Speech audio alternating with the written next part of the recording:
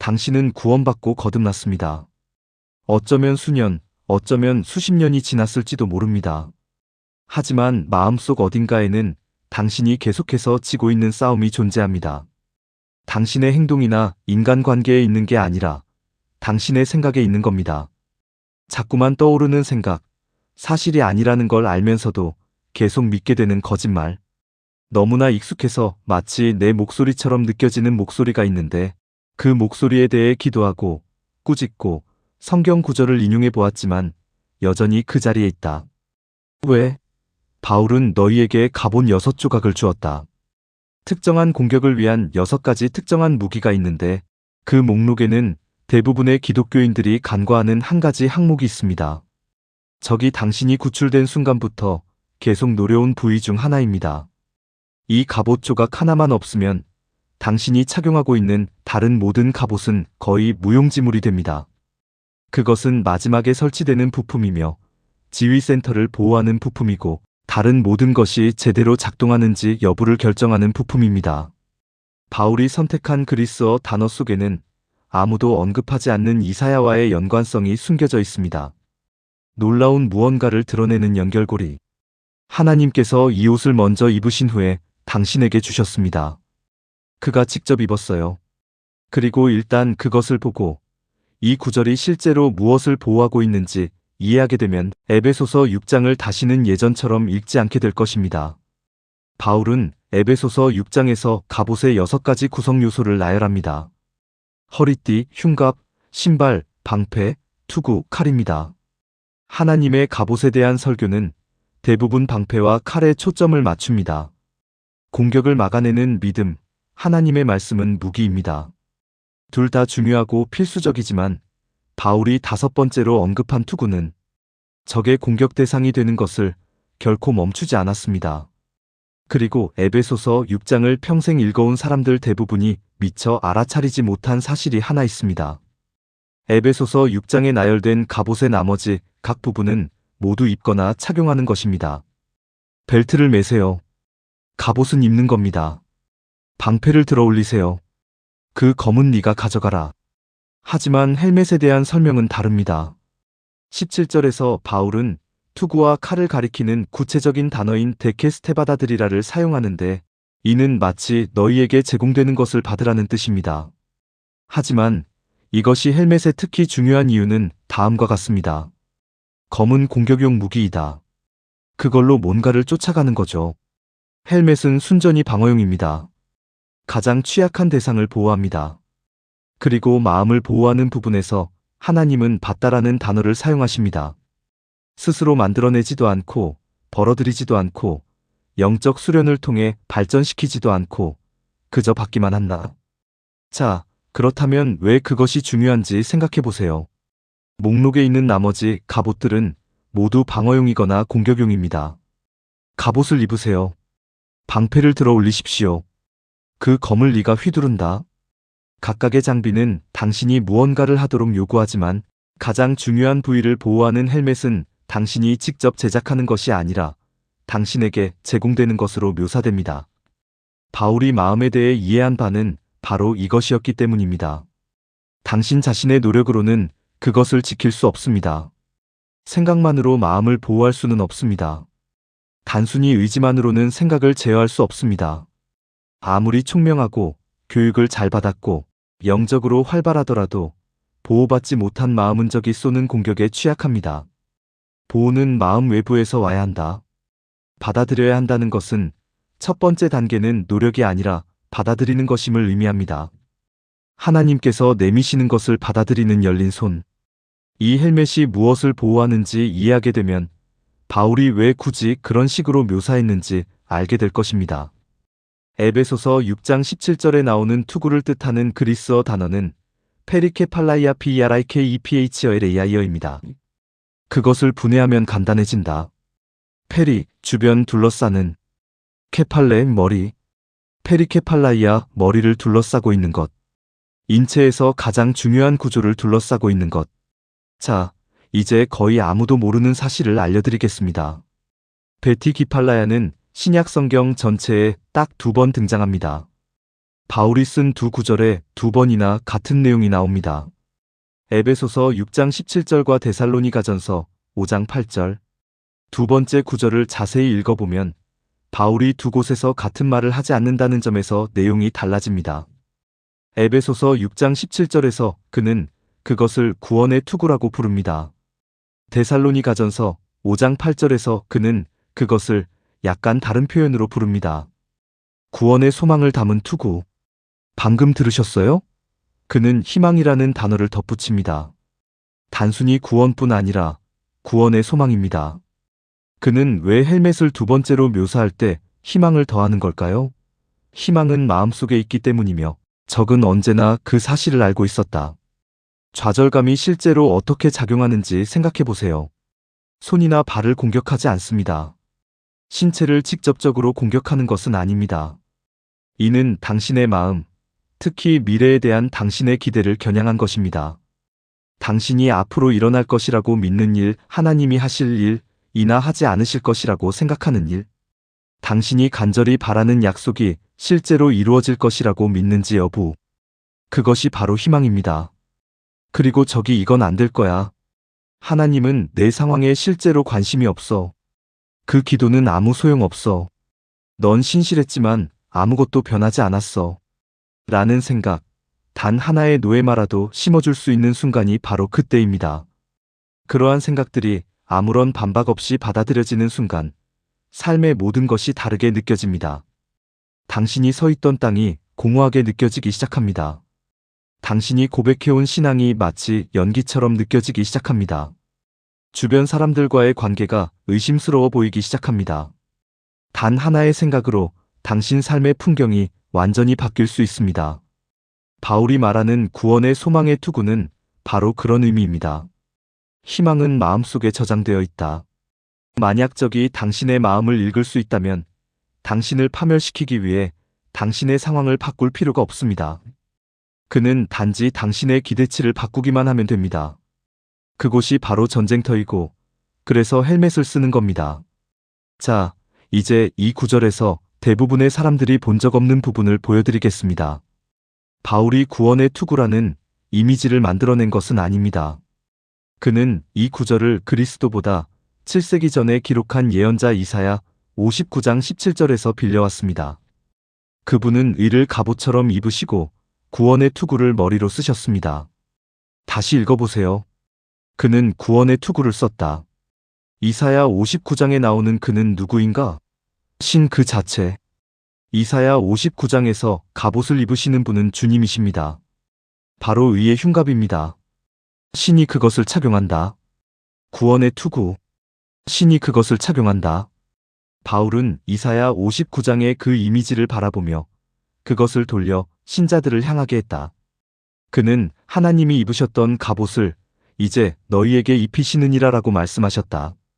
이는 매우 특별한 의미를 지닙니다. 하나님의 갑옷은 인간을 위해 고안된 갑옷입니다. 그것은 하나님께서 친히 전쟁터에 나가실 때 입으셨던 갑옷입니다. 바울이 그것을 하나님의 전신갑주라고 부를 때 그는 그것이 문자 그대로 하나님으로부터 나온 것이며 하나님의 옷에서 꺼내어 하나님의 머리에서 벗어 당신의 머리에 씌워준 것임을 의미합니다. 그것이 헬멧에 구체적으로 어떤 의미를 갖는지 생각해 보세요. 당신의 머리에 씌워진 구원의 투구는 이사야 59장에서 하나님이 쓰셨던 것과 같은 보호막입니다. 당신은 결코 열등한 것을 쓰고 있는 것이 아닙니다. 당신은 복제품을 착용하고 있는 것이 아닙니다. 당신은 그가 입었던 옷을 입고 있네요. 그가 이 세상의 어둠을 바라보고 그 안으로 들어가 잃어버린 것을 되찾기로 결심했을 때 썼던 헬멧. 저 헬멧은 그가 당신의 마음에 제공하는 것입니다. 하지만 여기서부터 이야기가 더욱 심오해집니다. 에베소서 6장 17절에서 구원이라는 단어. 아래에 있는 그리스어 원문은 여러분이 예상하는 단어가 아니기 때문입니다.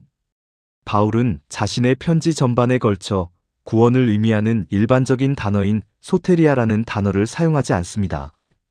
에베소서 6장 17절에서 그는 소유격 형태인 SOTERIO를 사용하는데 이는 그리스어 70인역에서 이사야 59장 17절과 관련된 형태입니다. 그리고 이 맥락에서 SOTERIA는 대부분의 영어 번역이 온전히 전달하지 못하는 특정한 의미를 지니고 있습니다. 구원은 단순히 과거의 사건만을 의미하는 것이 아니라 하나님의 구원 사역 전체를 포괄하는 개념입니다. 과거 회심의 순간, 현재는 구원받고 성화되고 새롭게 되는 과정이 계속되고 있는 시기입니다. 미래는 모든 것의 끝에 오는 최종적인 구원이다. 구원의 투구는 단순히 기도 한 번 하면 구원받는다는 의미가 아닙니다. 나는 하나님의 구원 사역의 모든 범위 안에서 살고 있습니다. 그리고 과거, 현재, 그리고 미래의 그 구원이야말로 내 마음을 지켜주는 것입니다. 이제 이것을 로마서 12장 2절과 연결해 보겠습니다. 이 세상을 본받지 말고 마음을 새롭게 함으로써 변화를 받으십시오. 마음을 새롭게 하는 것, 그리스어로 ANAKAINOSISTOU 누스입니다. 아나카이노시스는 새로움, 갱신, 상쾌함을 줍니다. 누스누스, 마음, 지성, 이해력. 마음을 새롭게 하는 것은 구원의 지속적인 사역이며 심장이 아니라 머리에 적용되는 것입니다. 회심은 마음을 변화시킨다. 헬멧은 머리에 착용하는 방식입니다.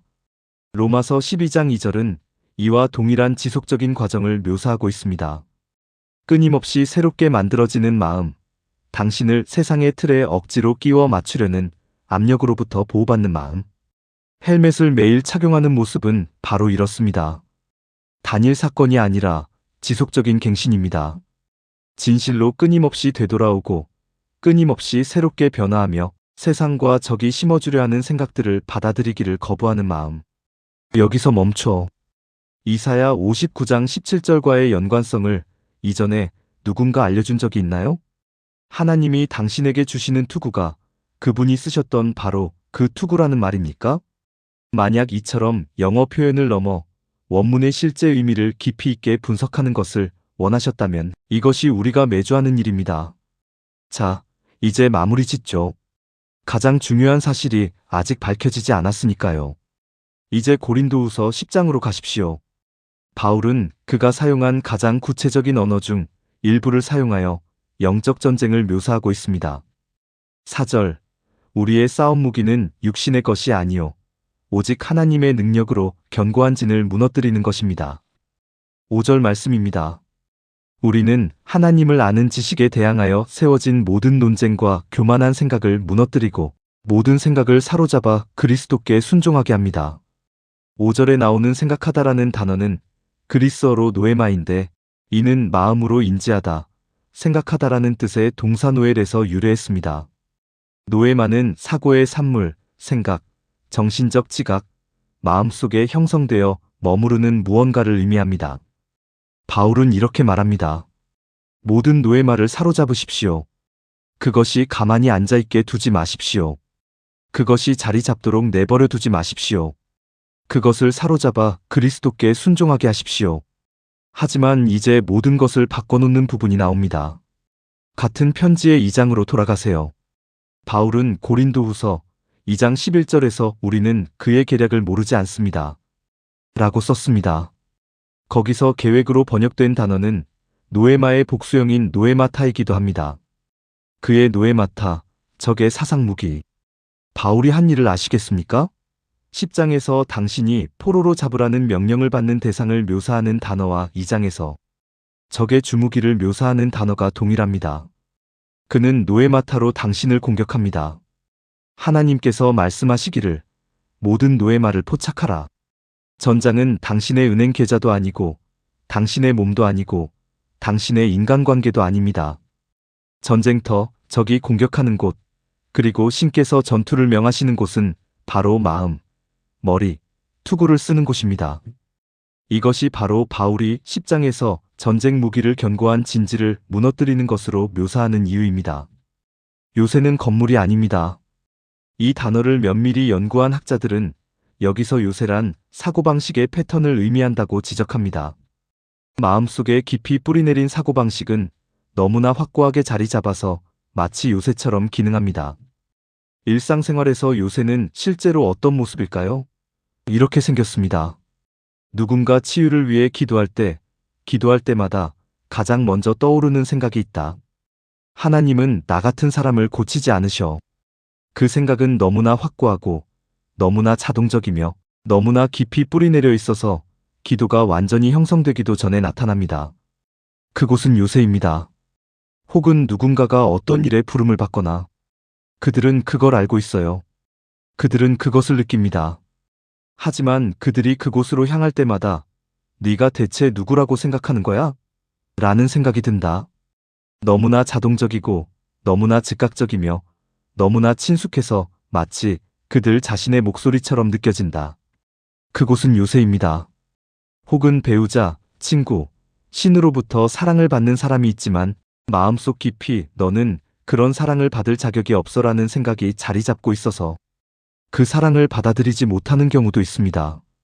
사랑의 모든 행위는 요새의 벽에 부딪혀 튕겨나간다. 그곳은 요새입니다. 적은 당신을 파멸시키기 위해 당신의 삶을 파괴할 필요가 없습니다. 그는 당신의 마음속에 견고한 요새를 구축해야 합니다. 하나님이 누구신지, 당신이 누구인지, 그리고 그분이 약속하신 것이 실제로 이루어질지에 대해 당신이 진실로 받아들인 뿌리 깊은 거짓말. 그는 단 하나의 요새만 있으면 그 안에서 당신의 삶 전체를 조종할 수 있습니다. 그러므로 구원의 투구는 선택사항이 아닙니다. 다른 모든 것이 제자리에 놓인 후에 마지막으로 설치되는 부분입니다. 지휘본부를 보호하는 장치. 나머지 모든 기능이 제대로 작동하는지 여부를 결정하는 부품입니다. 그리고 바울은 이 모든 것을 하나로 묶어주는 또 다른 그림을 우리에게 보여줍니다. 빌립보서 46-7 아무것도 염려하지 말고 오직 모든 일을 기도와 간구로 감사하는 마음으로 하나님께 아뢰십시오. 모든 이해를 뛰어넘는 하나님의 평화가 그리스도 예수 안에서 여러분의 마음과 생각을 지켜줄 것입니다. 경비원. 그리스어 단어는 프루레오피HROUR이오입니다. 군사용어입니다. 이는 주둔군을 배치하고 전략적 요충지에 병력을 주둔시켜 허가 없이 아무것도 들어오지 못하도록 감시하는 것을 의미합니다. 하나님의 평화가 마치 군사요새처럼 당신의 마음과 생각을 둘러싸고 있습니다. 단순히 당신의 감정을 위로하는 것이 아니라 생각의 입구를 지키며 들어오려는 모든 생각을 걸러내고 어울리지 않는 것은 접근하지 못하게 막는 것입니다. 이것은 수동적인 것이 아닙니다. 주둔군은 활동 중이며 주둔하고 있고 무장하고 있습니다. 하나님의 평화는 갈등이 없는 상태가 아닙니다. 그것은 당신의 정신 영역 주변에 배치된 보호 병력으로 적이 발사하는 노예마타로부터 당신을 적극적으로 막아서는 역할을 합니다. 구원의 투구를 썼을 때의 모습이 바로 이렇습니다. 나쁜 생각이 전혀 들지 않는다는 게 아니라 그 생각과 그 생각이 자리 잡으려는 곳 사이에 방어벽이 있다는 겁니다. 그리고 하나님의 평화가 그곳에 준비되어 있습니다. 자, 이 단어가 여러분에게 던지는 질문은 바로 이것입니다. 지금 당신의 머릿속에는 무엇이 살고 있나요? 당신이 하는 행동이나 당신이 하는 말이 중요한 게 아닙니다. 당신의 두 귀 사이에는 실제로 무엇이 살고 있을까요? 도대체 어떤 생각이 아무런 이해 제기 없이 저 높은 곳에 자리 잡고 당신이 누구인지, 하나님이 당신을 어떻게 생각하시는지, 당신의 삶에 무엇이 가능한지를 알려주고 있는 걸까요?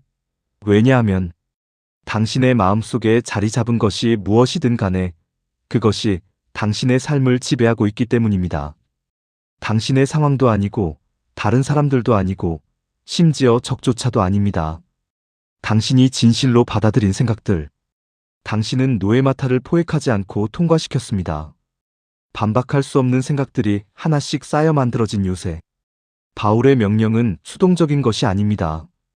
그는 좋은 생각이 떠오르길 바란다라고 말하지 않습니다. 그는 모든 생각들을 마치 검문소에서 들어오는 모든 생각을 검사하는 군인처럼 능동적이고 의도적이며 몰입된 상태로 사로잡아라라고 말합니다. 이것이 하나님의 말씀인가? 아니면 원수의 말인가? 이 생각이 하나님의 말씀과 일치하는가? 아니면 모순되는가? 이것이 진리인가? 아니면 하나님을 아는 지식에 대항하여 스스로를 높이는 교만한 것인가? 라고 자문해 보십시오. 그것이 바로 헬멧을 쓴 마음의 끊임없는 착용이다. 불안해하지도 방어적이지도 즉각적으로 반응하지도 않고 그리스도 안에서 마음의 영역을 다스리며 적극적으로 참여합니다. 그리고 불안이 뿌리내리려 할 때, 절망이 자리 잡으려 할 때 아무것도 변하지 않을 거야. 하나님은 듣고 계시지 않아? 원래 이런 거야. 라는 생각이 들 때 말입니다. 당신 앞에는 하나님의 평화, 즉 푸르레오라는 수비대가 주둔하고 있습니다. 그 평화는 생각과 그 생각이 자리 잡으려는 곳 사이에 정확히 위치해 있습니다. 이사야는 이렇게 말했습니다. 주님을 의지하는 자는 주님께서 온전한 평화로 지켜주실 것입니다. 이사야 263. 완벽한 평화.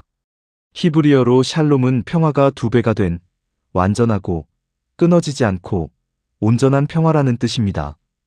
이는 마음이 하나님께 굳건히 서 있고 의지하고 안식하는 평화를 의미합니다. 투구를 쓴 마음, 하나님께서 먼저 쓰셨던 것을 받아들인 마음.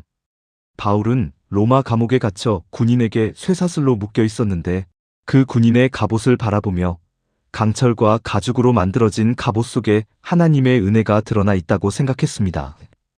허리띠, 흉갑, 신발, 방패, 검. 그러고 나서 그는 헬멧을 바라보았다. 지휘센터를 보호하는 장치이자 없으면 다른 모든 것이 무의미해지는 장치였다. 그리고 그는 이사야 59장을 떠올렸습니다. 하나님께서 먼저 구원의 투구를 쓰고 이 세상의 어둠 속으로 들어가셨습니다. 전쟁터가 어떤 모습인지, 적이 어디를 겨냥할지 정확히 아셨고 그 모든 것을 경험하신 후에 우리에게 자신이 쓰셨던 구원의 투구를 주시려고 하셨습니다. 당신의 마음을 위해서가 아닙니다. 당신의 마음은 회심할 때 이미 가려졌습니다. 당신의 머리를 위해서 당신이 생각하는 것, 기대하는 것, 다가올 것이라고 믿는 것들에 대한 매일의 싸움을 위해서 적이 지금 당장 당신에게 퍼붓는 노에마타의 노이에메이TA 공격의 일종을 위해서 그리고 도전받지 않은 생각 하나하나를 쌓아 올려온 견고한 요새들을 위해서입니다. 받으세요. 바울이 사용하는 단어가 바로 그것입니다. 노력해서 얻는 것도 아니고 만들어내는 것도 아니고 자격이 생길 때까지 더 열심히 일하는 것도 아니다. 받으세요. 이미 확장되고 있습니다. 하나님께서 이사야의 환상 속에서 쓰셨던 바로 그 투구를 지금 당신에게 내밀고 계십니다. 입으세요. 과거와 현재, 그리고 미래에 걸친 그의 구원 사역의 모든 범위를 마음속에 새겨보세요. 하나님의 평화가 당신 생각의 입구를 지키도록 하십시오. 마음의 새롭게 함이 당신 안에서 매일 착용하지 않도록 하십시오. 그리고 적이 아무런 제재 없이 자신의 일을 하도록 내버려 두지 마십시오. 헬멧을 가지고 계시네요. 당신은 수비대를 보유하고 있습니다. 당신은 모든 이해를 초월하는 평화를 누리고 있습니다. 입으세요.